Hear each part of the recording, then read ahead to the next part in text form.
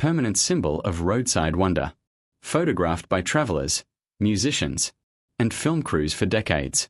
Today, the Cababazon dinosaurs still stand along the highway, their paint faded by sun and sand, their concrete bodies casting long shadows across the desert. For some, they're just oddities on the road to Palm Springs. But for those who stop and look closer, they're relics of a time when imagination could shape mountains, and when even a desert could hold a little movie magic, intolerance. D.W. Griffith's forgotten Babylon.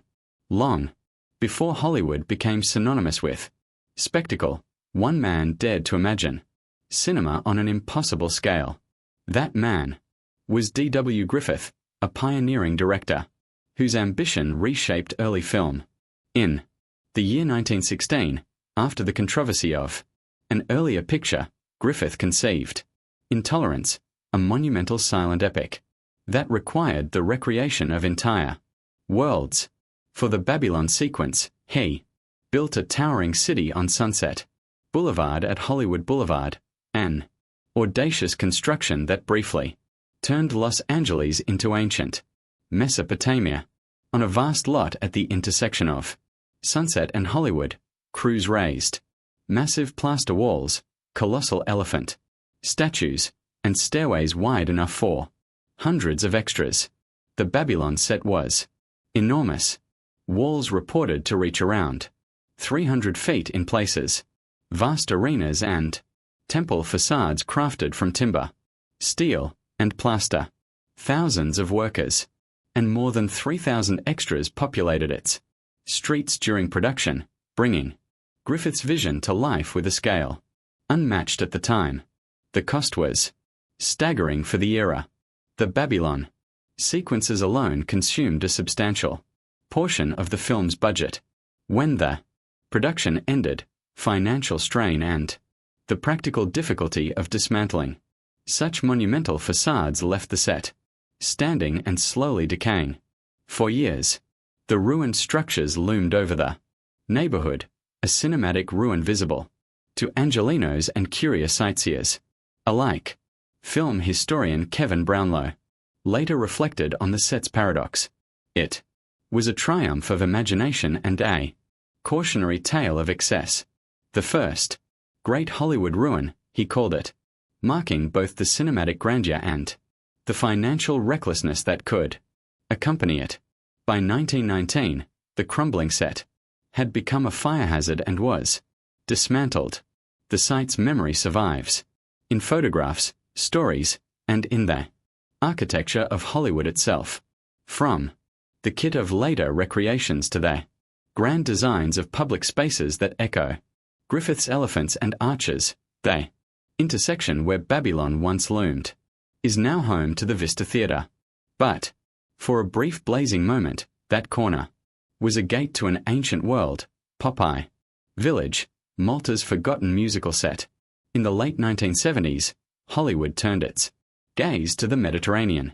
The film industry was embracing musicals again, and one of America's most beloved comic characters, Popeye, the Sailor Man, was about to get his own live-action movie, directed by Robert Altman and starring Robin Williams in his first feature film role. Popeye, 1980, aimed to blend comic strip whimsy with real-world charm.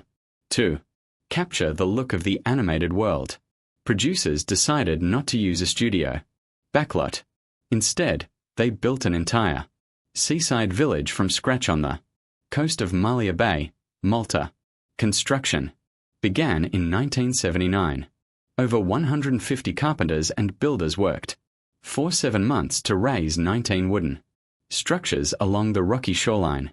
The crew imported hundreds of wooden planks from Canada and the Netherlands, painted them in uneven, cartoonish colors, and crafted crooked rooftops to match the exaggerated style of the comic.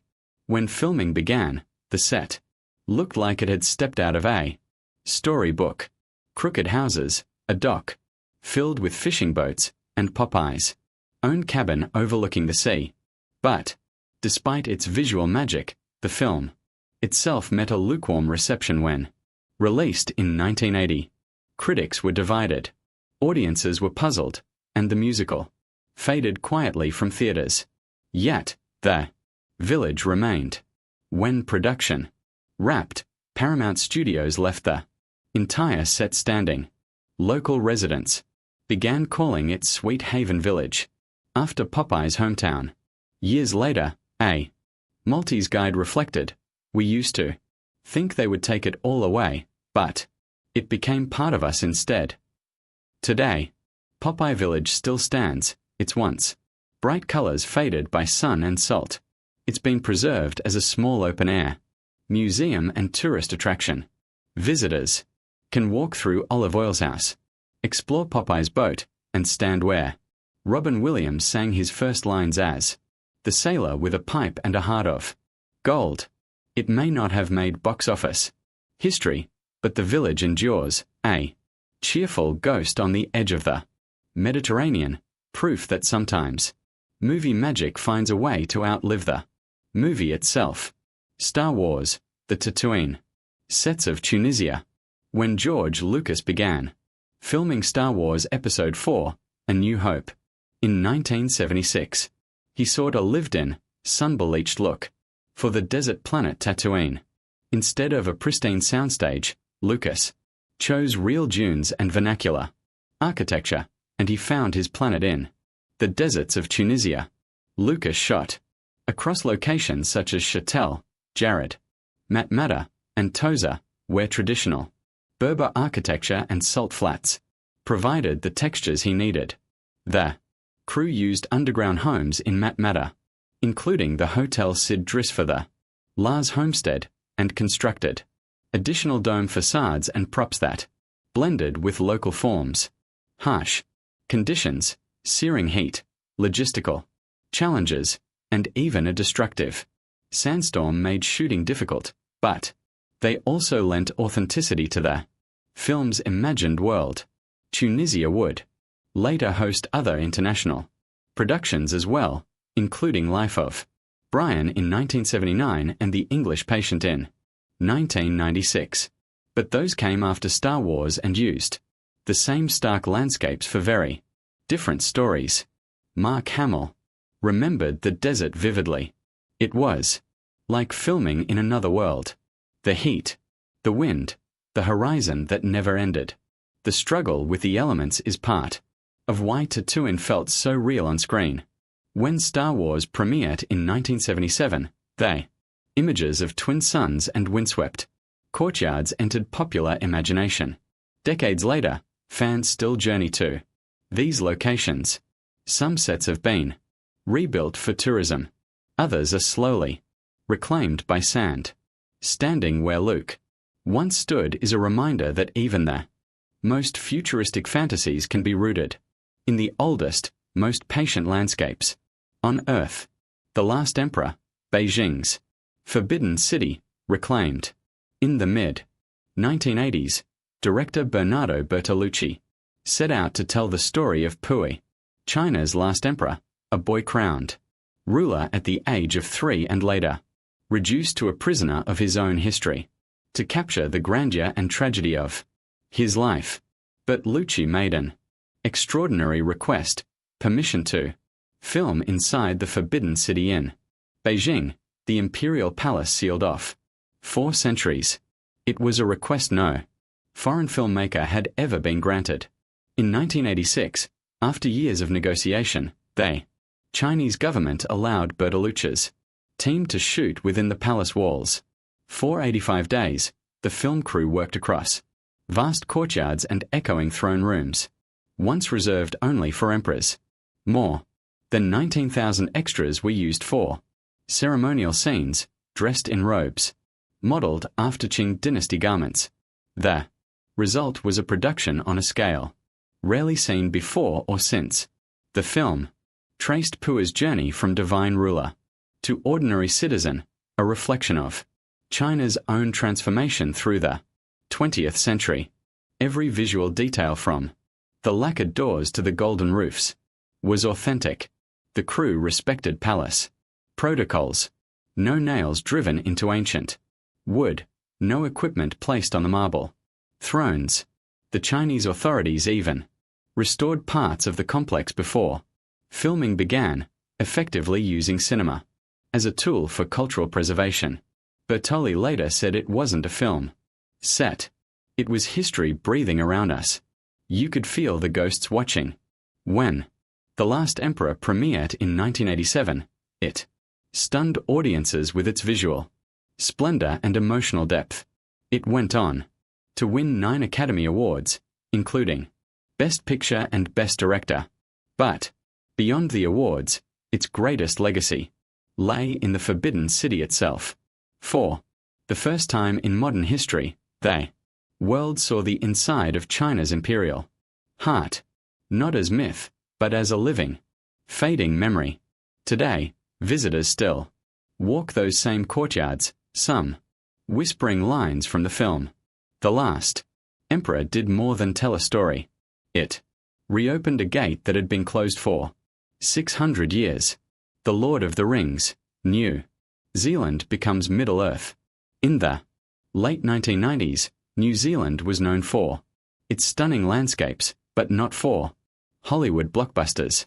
That changed when filmmaker Peter Jackson embarked on the near-impossible task of bringing J.R.R. Tolkien's The Lord of the Rings to life.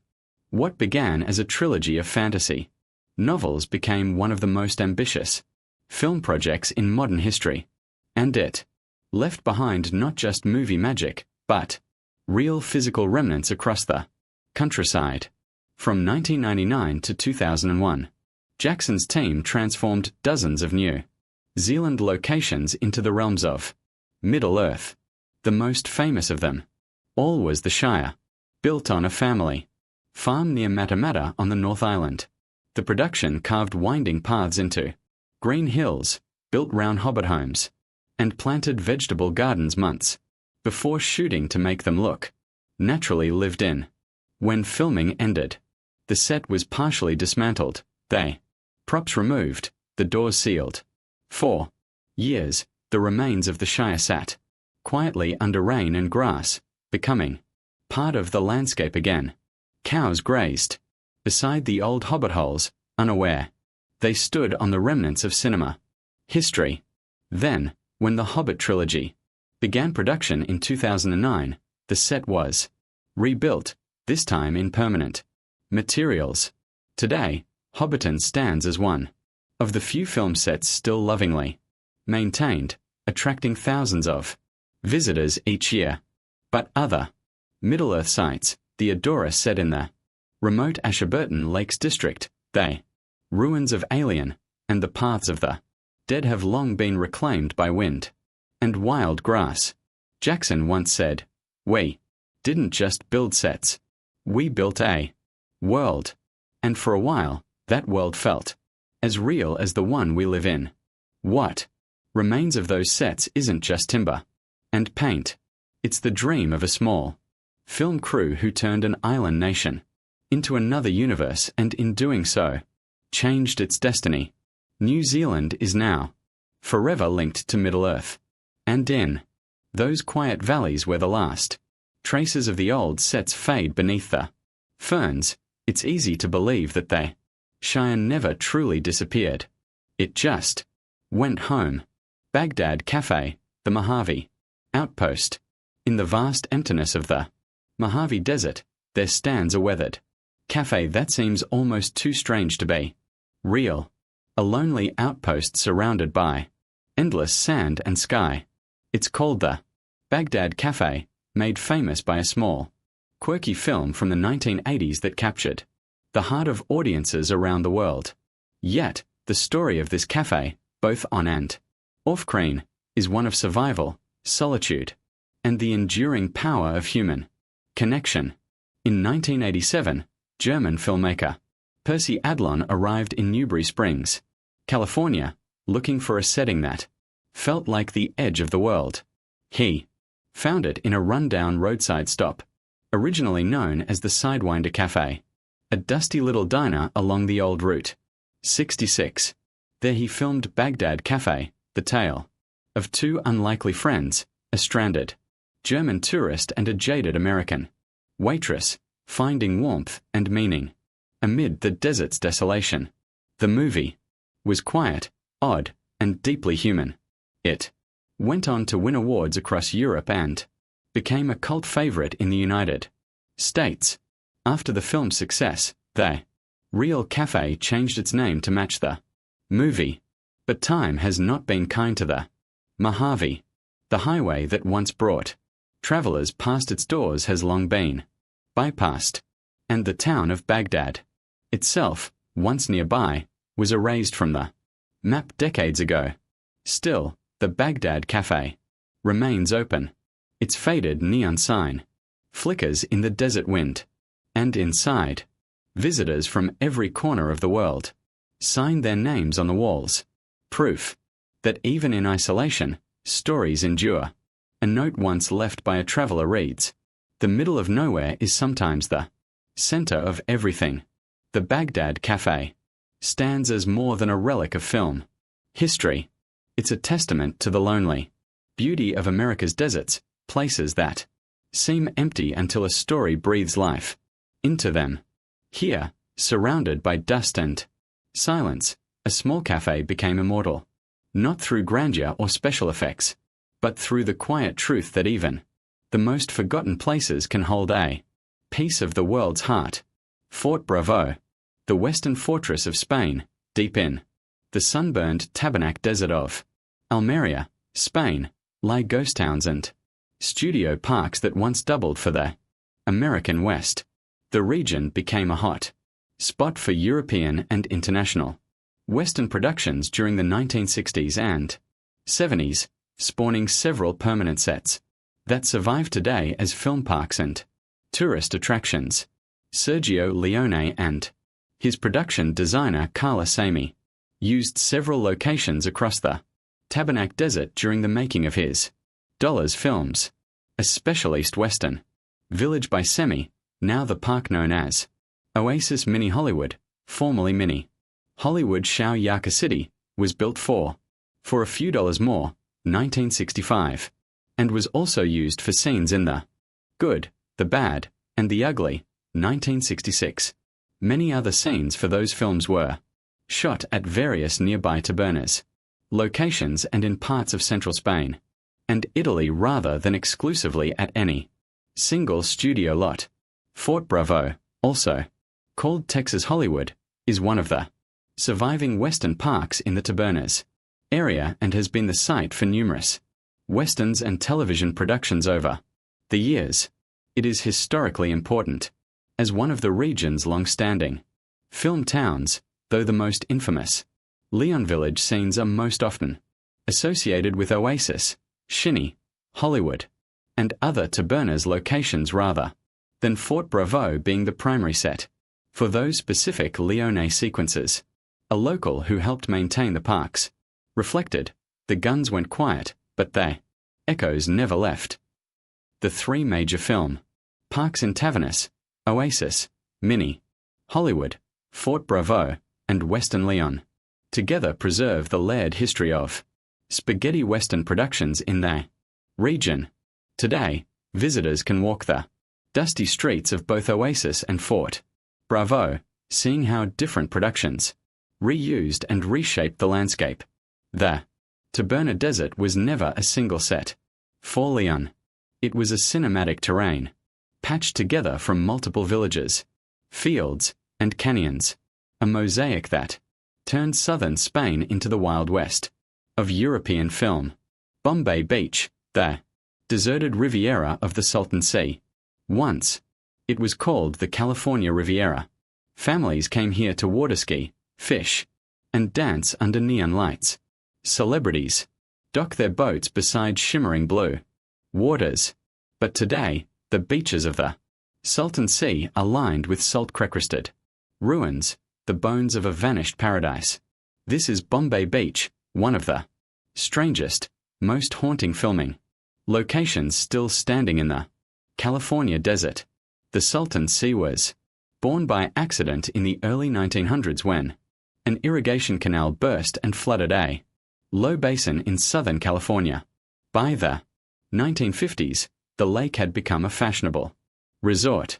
Movie stars like Frank Sinatra and the Beach Boys came to its shores. Developers built motel, marinas, and cafes with names like Bombay Beach, promising a desert escape with tropical flair. For a while, it worked. Families arrived in station wagons, speedboats, zipped across the water, and postcards showed palm trees swaying beneath desert sunsets. But nature had other plans. As the decades passed, the sea began to evaporate. Fertilizer runoff from nearby farms poisoned the water, killing fish by the millions. The air filled with an acrid smell of decay. Storms flooded homes, then left them buried under layers of salt and sand. By the 1970s, Bombay Beach was nearly abandoned. Yet, filmmakers found strange beauty in its desolation. The cracked shoreline, the tilted telephone poles, the graffiti-covered trailers, all became symbols of a forgotten dream. Documentaries, music, videos, and independent films have since captured its surreal stillness. A local resident once told a journalist, "It's the most beautiful apocalypse you'll ever see." Today, artists and drifters have returned to Bombay Beach, turning its ruins into open-air galleries and sculptures. Between the wreckage of boats and the ghostly motel, creativity blooms like desert flowers after rain.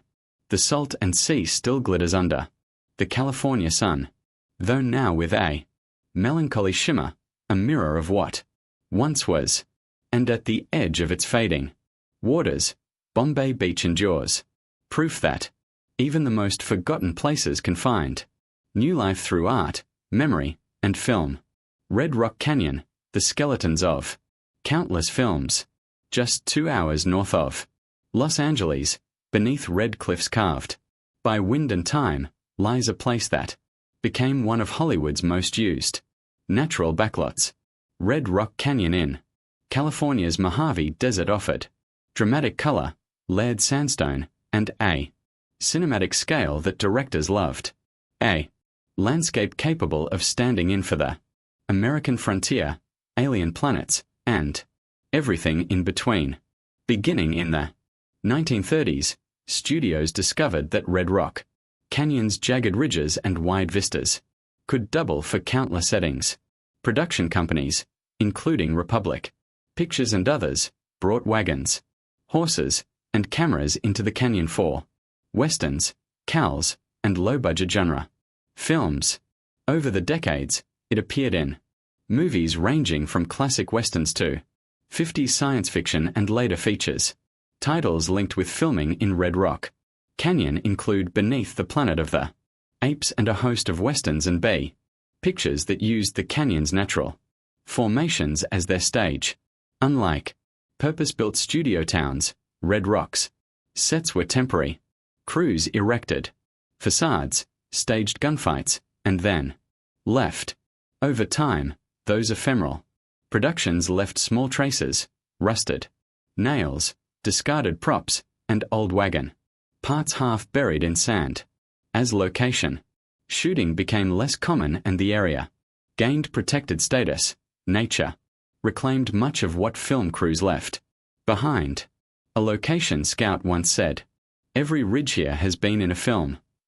You can't take 10 steps without walking through movie history." That feeling of walking through a place threaded with dozens of stories is Red Rock's true legacy. Today, as hikers tread its trails and photographers chase its light, Red Rock Canyon is quieter than it was at the height of location shooting. The red cliffs still glow like film stock in sunlight, a natural studio that has hosted 100 brief productions and then given itself back to the earth. The canyon's scattered remnants are less about single famous films and more about the accumulation of cinematic labor, the hundreds of small productions that once turned rock and sand into storytelling. Each of these forgotten sets tells its own quiet story of ambition, artistry, and the passage of time. From Deal's buried city to the sun-faded saloons of Almeria, they remind us that even Micheleve can leave a lasting mark on the earth.